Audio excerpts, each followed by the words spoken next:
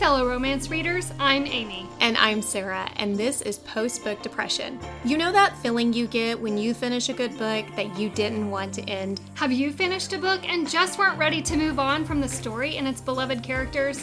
You find yourself needing just a little more? This multi-trope romance podcast gives you the opportunity to dig deeper with us into books we love as we discuss all the reasons we can't move on. Feeling chatty? You can continue the conversation with us on Instagram at Post-Book Depression Podcast or on Facebook in our Post-Book Depression discussion group. We would be so grateful if you would subscribe to our podcast and take a moment to leave a review. Are you ready? Let's discuss. Hey everyone, welcome to the show. I'm Amy. And I'm Sarah. Today we are doing another mini episode, and normally on this podcast we keep things pretty positive as best we can. But you know what? Sarah and I have some beef. We have beef. We have some soapboxes that we would like to stand on if you would just allow us a few moments to step up on our little romance book soapboxes and just minutely vent for just a few minutes. Yeah. Just say, L. Yeah. These are some book soapboxes / icks. Icks. Now, I do want to preface this by saying just because they're an ick or a soapbox doesn't mean I'm going to stop reading the book. No. It's just going to make me roll my eyes or get annoyed for a little bit, and then I'm going to move on with the story. Same. I think all of these are pretty much, for you and I, it's like, we're not going to bell. Yeah. It takes a lot for us to bell. It does. We're pretty, like, give them a chance. Yeah. But here are the things we want you all to know that we're like, ew. Yes. Why don't you take it away for us? Yeah. What's your top one? Top one, Secret Kid. Not necessarily in any kind of order. Hit us with the top of your list. Number 1. She says not in any order. I'm saying right now, I have an order. Okay. No, just with this. This is my number 1. Okay. Secret Kid. Oh my gosh. Not telling the father about a pregnancy, and then 9 years later they're like, whoops, baby. I didn't know. Yeah, you hate that. I hate it. But some of our best stories, and we have covered them. Yes, we have that. But you know that when I read it, I'm all, wah, and shaking my fist and... feeling for the dad, There's been some sad. Last year we read an incredible one. And it was heartbreaking. Yeah. Loved it, but heartbreaking. That's a good one. It did not make my list. But it is, I mean, just it hadn't come to my mind. But not it's that there I don't. Now, so what number does it land on? I don't know how many I have on my list here, but okay, well, you went with your number 1 one. Okay. I'm going with my number 1 one, in that I don't think every book should end in epilogue with a pregnancy. I just don't. I don't feel like everyone's happily ever after requires a pregnancy or a child to be born. I agree.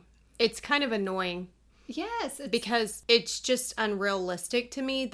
First of all, not everybody wants a family. Mm-hmm. Not everybody can have a family. Not everybody has a family within a year of getting together, so I agree. I don't like that either. Yeah. I know they're going to do it, and I do feel like there's a place for it. Sure, absolutely. But I don't feel like it's required for a happily ever after, and so I am definitely favoring the books that choose not to go in that direction over ones that do. I feel like you and I have some of the best conversations when we end a book, and it doesn't have that. Yes. And we both always point out, wasn't that nice? It was a breath of fresh air, because it doesn't happen very often. Had each other, That was the love story, and not the other part that we're not going to get. Yeah. Yeah. Now, that doesn't mean that, that's not a happy ending for some, but... That's true. And I will say, it should not be a surprise that the pregnancy trope is not my favorite trope, just along those lines. Sure. But we're not talking about tropes. We're talking about icks and soapboxes. So, back to it. What's another one you have? Cheating. Okay. This is a hard pass for you. I know this about you. Hard pass. And the only way, Amy knows this, the only way I can read a book that has adultery, if the opening prologue is the fall of the marriage, or it's already happened off page and we're getting the aftermath. Okay.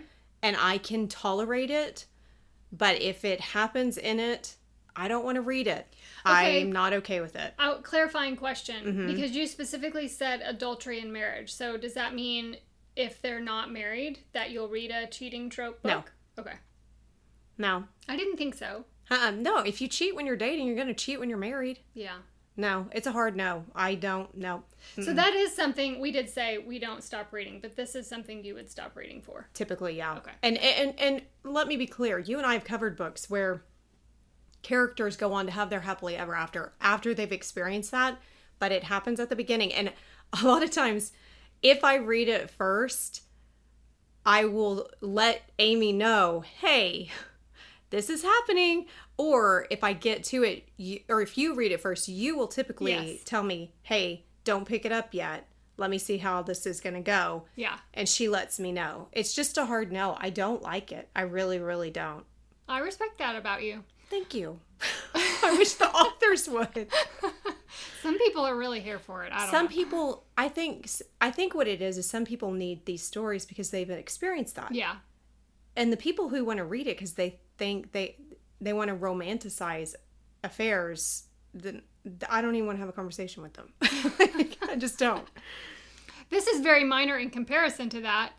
But friend, I have a beef in the fact that in the global population, only 1 to 2% of the global population has naturally red hair. Yeah. And friend, why do all the female main characters have red hair in these stories? I don't know. I don't know that many redheads. No. I don't. I am 38 years old, ladies and gentlemen, and I don't know that many redheads, and I don't see them. They are rare. They're rare beauties that when you see, your eyes are like, oh. Yes. Because we don't get it all the time. I know, it is unicorn. They're so beautiful. Where are we living? I mean, outside of maybe, Ireland? Yeah. Yeah. Okay. Yes, Irish. So, Irish book, totally get. Yes, 100%. But Amy and I this year have read so many books with redheads that now we text each other with an eye roll. And we read a book and we got a blonde and we were like, she's blonde. Yeah. Sarah said, I'm struggling to find images of different redheads I haven't already used. It's so hard, guys. It's so hard. And first they keep doing AI stuff, so it's just the same redhead but slightly altered. Anyway. Okay, that was a minor one. It's minor, but is it? They are so beautiful, but they're not that common. No, they are not. Okay. Anyway. Oh, it's me now. It is you. Lack of communication or miscommunication. Okay. Beef. I feel like that's a trope, but yes. Oh, okay. That's okay. That's fair. And it is a very frustrating soapbox. I am with you on that. I struggle so hard when there's a miscommunication trope. I feel like the redhead's becoming a trope. You're right. In all fairness, Amy. A micro trope. You're not wrong. Okay, fine. I'll jump to my next one. Okay, what is it? Time jump. Oh, yes. You hate time jumps. I hate time jumps. Oh. Okay, let me clarify. Sometimes they're necessary, but 14 years, you know who you are. She knows. The author knows. 14 years. Oh. That's a long time. I still haven't recovered. I'm going to send you my therapy bill. It's a long time. So long. Okay, what's yours? Okay, I have one specific to audiobooks since I've been diving into more audiobooks lately. It drives me crazy when a female narrator whispers to sound like a man. Yeah. I can't handle it. In fact, I've almost stopped listening to an audiobook before because it's so distracting to me. I have to sit there and change the volume of the audiobook over and over again because she's going from whisper to full voice to distinguish between... maybe she can't lower the register. Do you not like that, Amy? It's so sexy. You can't even do it with a straight face. You can't either. You don't like it when they whisper. But it's not even like a lower growl. It's like, I'm talking like this. Talking like this. I could smoke 50 packs a day. I'm sorry if you just had to adjust the volume on your device. Okay. I want to say my next one in that voice. Number 5. Can't stand this. We talked about this. Amy and I, we love a nickname. We do love a nickname. Some of y'all out there think it's icky. Well, I'm here to tell you the one nickname that has L on it. Okay, are we going to say the same one? I don't know. 1, 2, 3. Angel! Yes! Angel. Can't. I'm like, stop. Yeah. Stop with the angel. Yeah, I can't do Angel as a nickname. Okay, I'm not even going to delve into that because it just gives me the We got the creeps. heebie-jeebies over here. Did. Okay, my next one is specific to Kindle Unlimited. Okay. Oh, okay. Yeah, so I can't stand on the Kindle Unlimited menu when it says similar to your last read, and it's nothing but 20,000 books by the same author. It's not similar. It's just the same author in every single one of their books. That's a good one. Do you know, I'm going to follow up with that. Okay. Okay. I don't like it when they do that, and they do give alternative authors, but I'm not in the mood for that. And then I can't get my algorithm to reset. So I have to That's all download it's feeding you. rando stuff. I'm still getting Christmas stuff. Oh, jeez. Friend. Okay? Christmas stuff. I don't understand. I don't get it. It's very... anyway, that was your soapbox. I'll get down. No, it's fair. We're on the same one. How about books that are longer just for the sake of being longer? Don't like that. Don't like that either. No, I don't. I do not have time to read your 700. And along those... Your tome. along the same lines, long paragraphs of description. Mm-mm. Or long chapters. There is no reason I should look down on my Kindle chapter and see 56 minutes remaining in this chapter. I will quit a book so fast. Amy will. When we read books, she will text me, it has short chapters. It's like, so fast. I read it so much faster, even if it has 500 pages. If the chapters are short, I'm flying through. I'm going to tell you why that's good. Because I am a person, I like order, okay? Mm-hmm. I will have order. You haven't read Harry Potter. You don't get that. You're right. But I don't like long chapters because I am busy and I like to have a clean cut. Yes. Okay? I like to have a spot where I have stopped. It's a clean cutoff. Yes. You know what I'm saying? Yes. And if you have short chapters and I'm really busy you and I have to stop in the one middle. One more chapter. Nothing infuriates me more than when I stop in the middle and then when I go back, sometimes depending on what my day has been, I have to read a couple of pages. What happened? Refresh your memory. Yeah. So I agree. I concur. What's another you have? Okay. I've got a few. Okay. Give us one. I don't like Playboy vibes with the MC. I don't like a Playboy. Okay. I really don't. I know some people do. I think that probably goes hand in hand with the cheating trope. It does. Now that you're saying it. Typically, Playboys are more inclined to cheat. Mm-hmm. So I'm sure those pair together in your mind. Do you know what I see and what I'm thinking when I read a character that has the Playboy mentality? Okay, tell me. I think to myself, this is happily ever after right now. Because he's probably gonna cheat. Like, I just don't think you're gonna be reformed. I just don't. And so, I do and need that's to me. say, that's just me. That's me. I don't condone any of these that you've said, but it probably is not going to keep me from reading a book. Yeah. You feel a lot stronger about them than me, but they do bother me, but I will still read them. I have a hard time connecting to their love story. Totally fair. If I feel like he's flirtatious with other... I like the alpha. You are mine. Touch her and you die. You know what I'm saying? There are only, like, a guy that would never even think to look at another woman. Because he can't see. I like the flirty because in my mind, flirty equals banter. So that in my head, that's where I go. Like, if he's a Playboy vibe, it's the banter I'm vibing with, not so much his Playboy active. I go flirty sunshine. Okay, that's a good combo. You know, that's a good combo. He's the sunshine, and maybe she's a little bit grumpy. You know. All right, here's one. Third person point of view.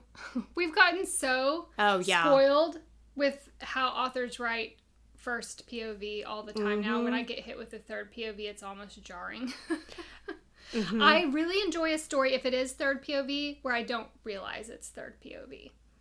Yeah, that doesn't There's not happen very many often. Nope. And I will say, when you add in those long paragraphs of description in a third POV, I'm out. Mm-hmm. Same. I can't do it. I agree.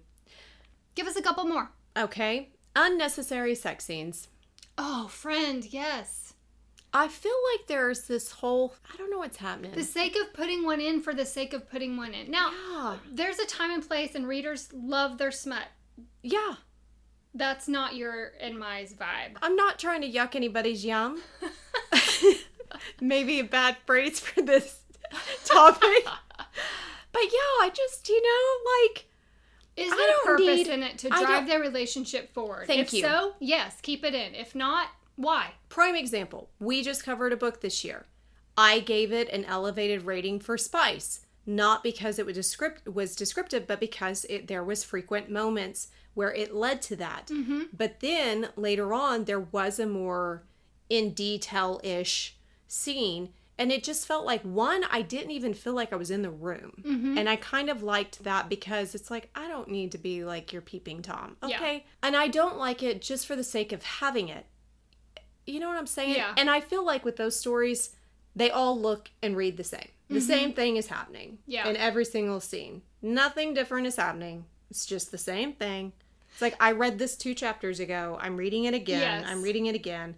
And I just don't want to. Like, there are people that are in the mood for smut. I'm not talking about smut. And I don't think you are either. I think you're talking about a romance story where... There's just unnecessary. Yes. Yeah. It doesn't pivot the story forward. Or it happens, like, out of the blue. Yes. Like, you're like, what? Like, you almost get whiplash. Like, why that? Mm-hmm. There was no tension. Yeah. There was no buildup. What was that?